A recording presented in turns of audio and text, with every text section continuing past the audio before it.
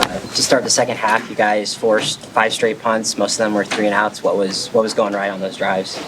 Just I think our mentality, going out there knowing that if we just played to our standard of RDV, that we couldn't be stopped. We knew it was going to go be whose defense was better today, and I think that was just kind of at halftime. That was kind of restated to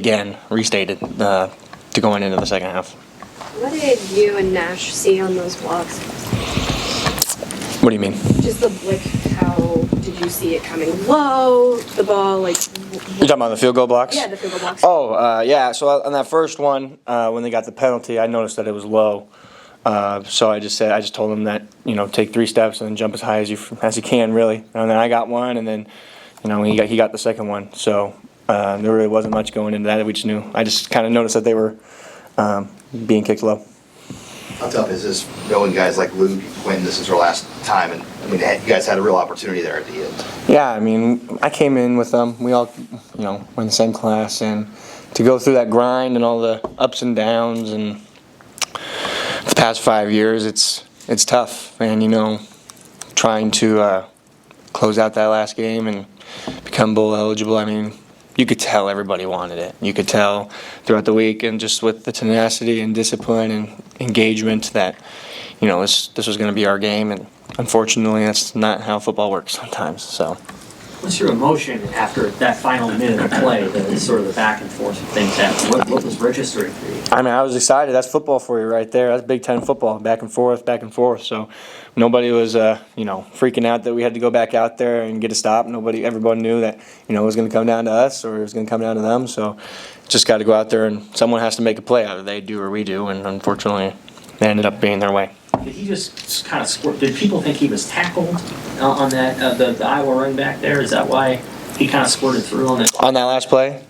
I can't tell you, to be honest. I was taking on a double team kind of down the line, so I don't really know what happened. But, I know our guys we're humming to the ball. That's been Coach White's thing all year, is 11 dudes to the ball every play. Were you surprised they ran there on that play in that situation?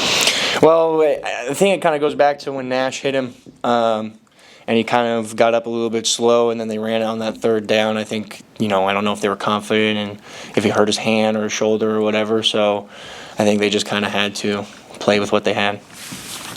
Having decided to come back for another year, getting to know this coaching staff, what do you think the trajectory is now of this program? It's only up from here.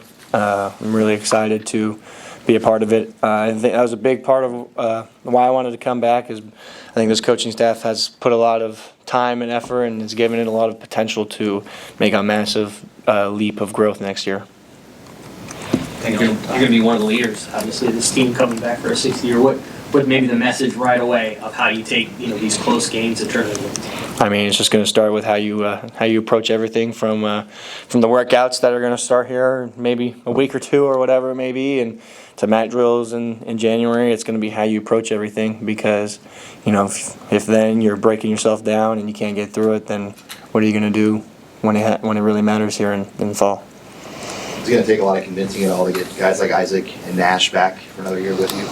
I can't speak on that. I don't know what they're doing. I think me and Nash have made it that we're both going to be here. But as for Giff, that's his decision. I've obviously put some what I thought into his year, and if he takes it or not. But any one of those guys are capable of doing really well for themselves after football, whether it be football or any outside of football.